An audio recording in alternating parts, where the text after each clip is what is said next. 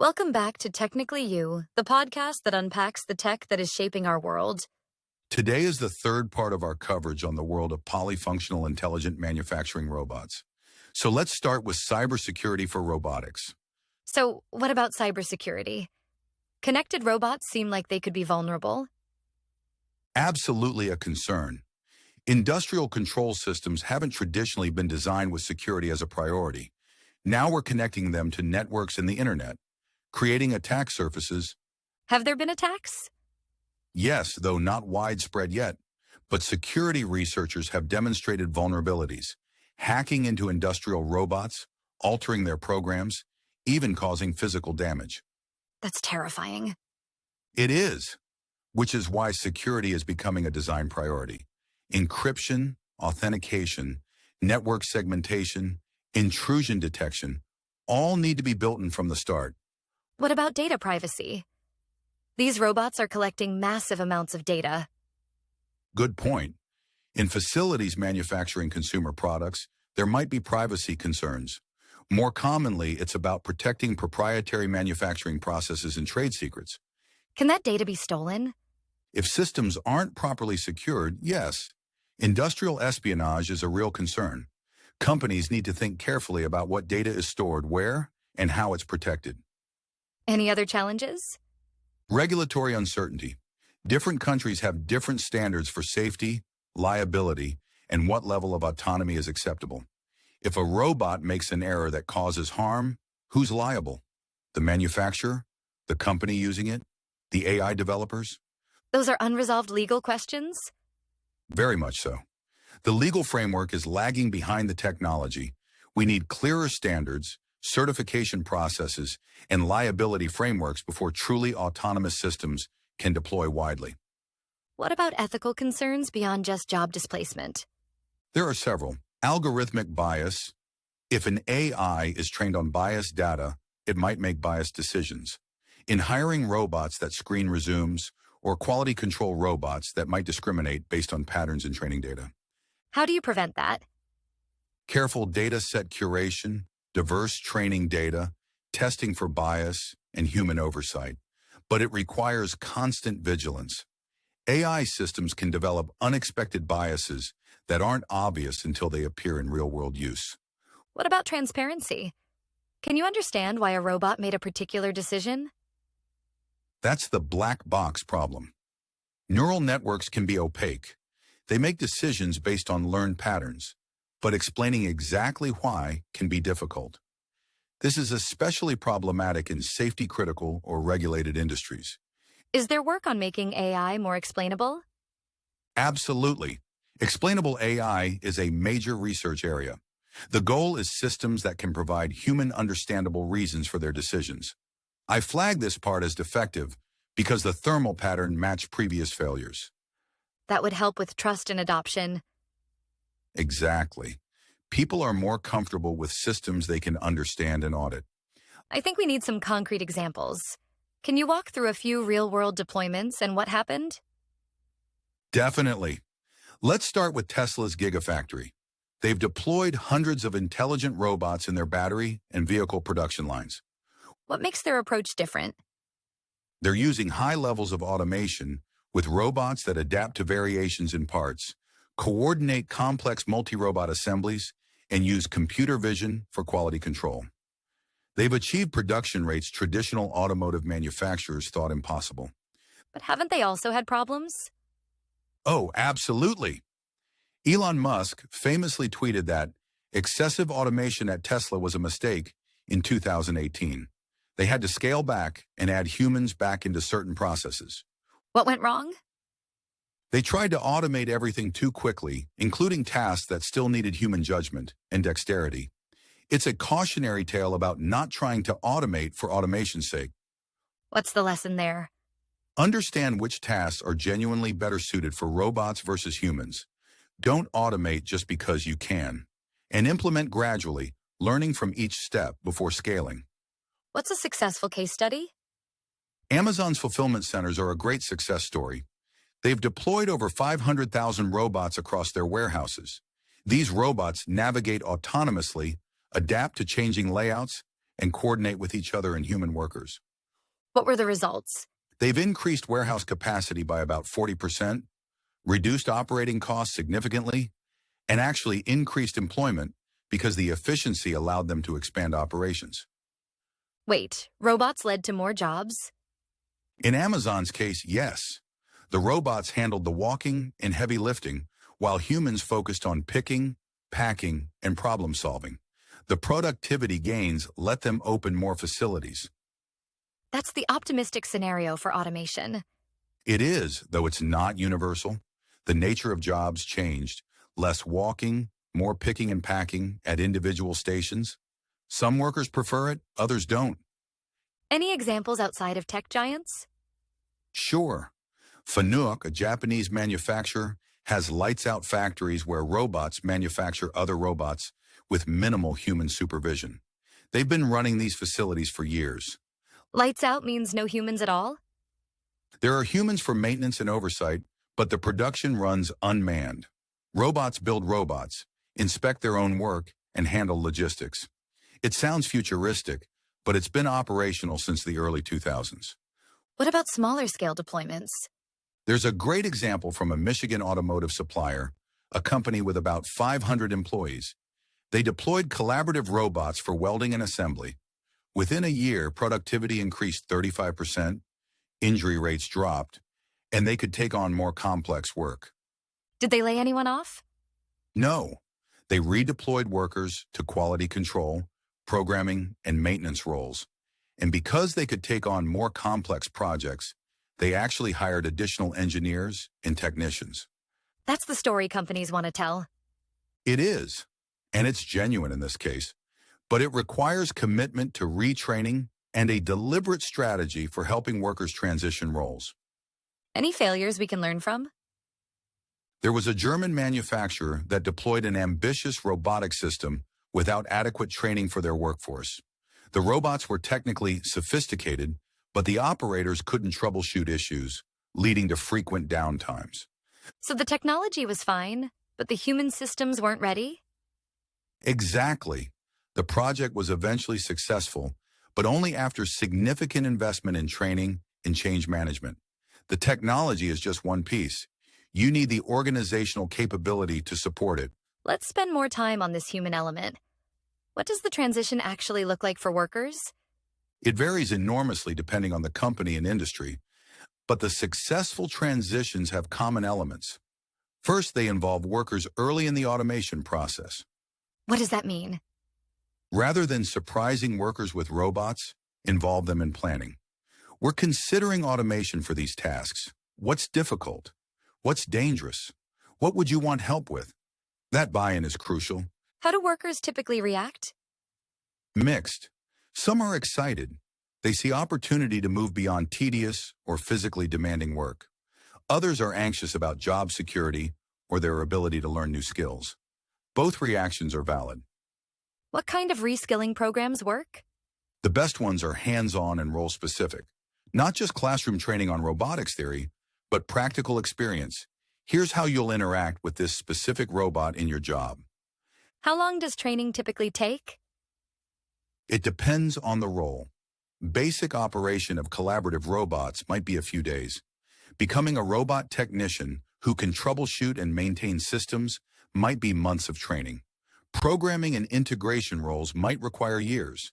Can everyone make that transition? Honestly, no. Not everyone wants to or can transition from hands-on manufacturing work to technical troubleshooting or programming. This is where we need to be realistic and provide alternatives. What alternatives? Some people transition to supervisory roles, overseeing multiple robots and human workers. Others move to quality assurance, customer service, or roles that require human judgment and empathy. Some might need career transitions entirely out of manufacturing. That sounds disruptive. It is, which is why the pace of implementation matters. Rapid automation without support systems creates hardship. Gradual implementation with robust retraining gives people time to adapt. Are companies actually investing in this retraining? The forward-thinking ones are. Siemens, ABB, and others have extensive apprenticeship and training programs. Amazon offers to pay tuition for workers to train in high-demand fields, even if they'll leave Amazon afterward. That seems generous. It's also pragmatic.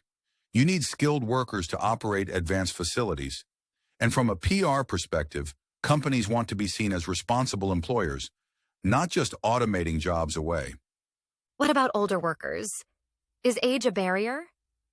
It can be, though not always.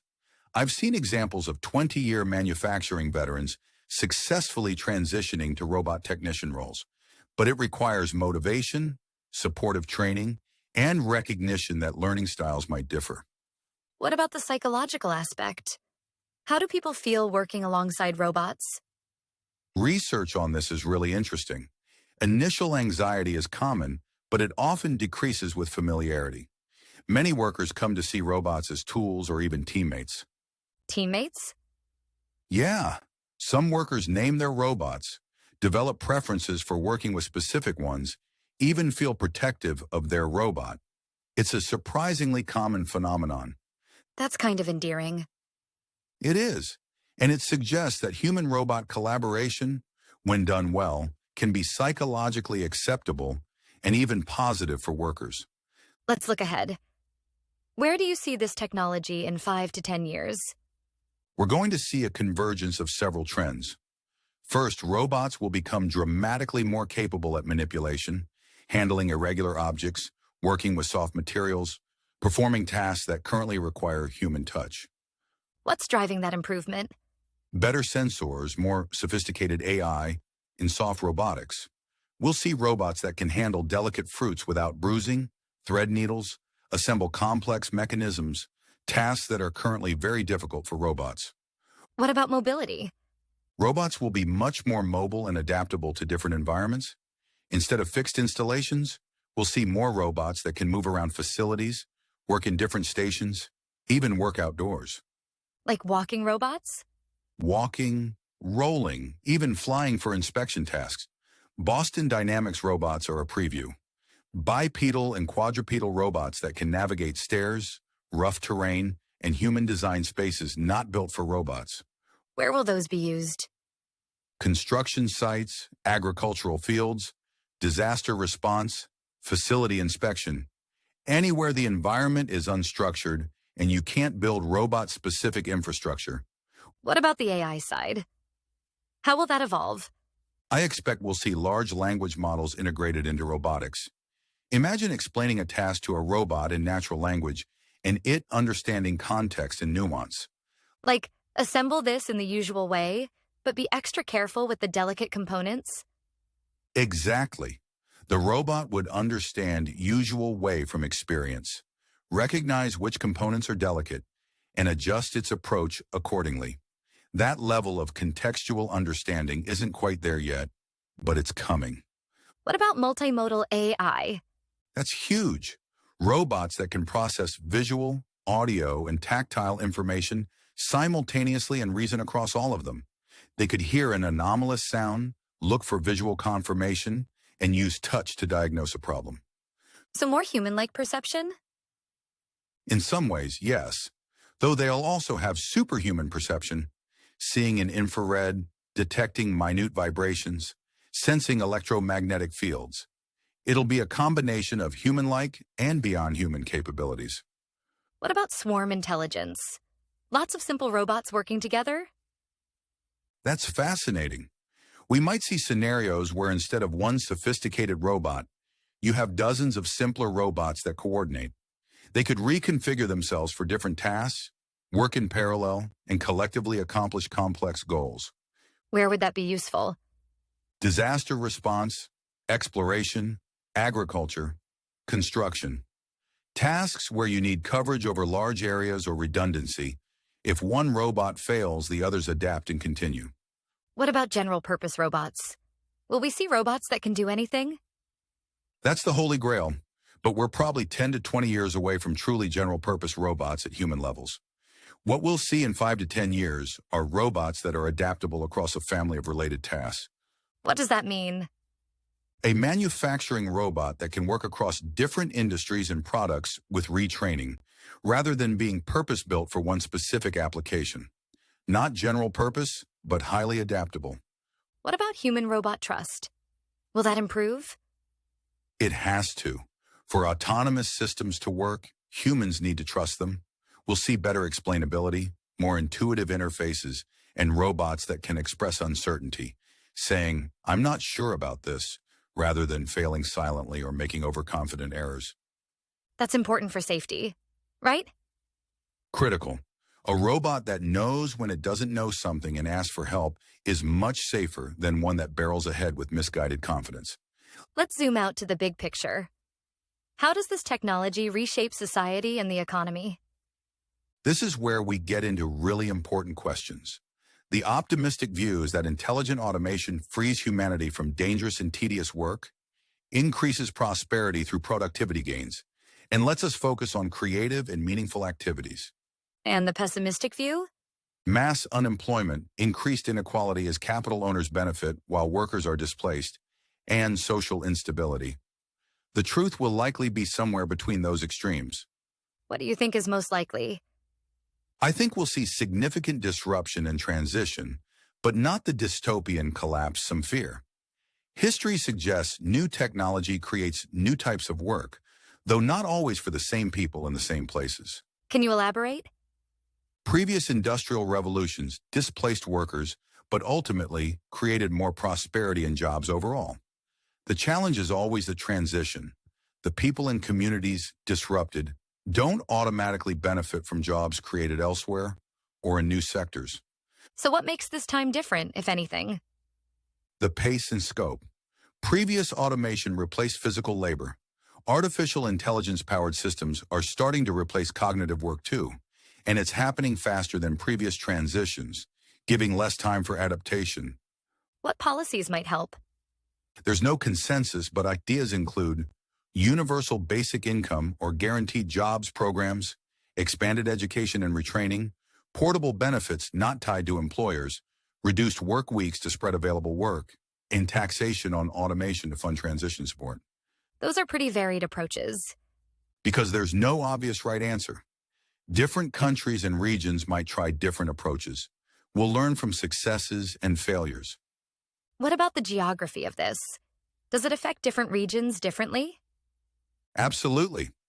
Regions heavily dependent on routine manufacturing are more vulnerable. Places with strong education systems and diverse economies can adapt more easily. This could exacerbate existing inequalities between regions. What about developing countries? That's a major concern. Historically, countries developed by moving from agriculture to manufacturing to services. If manufacturing becomes highly automated, that development pathway might close. So developing countries can't industrialize the same way? It becomes much harder.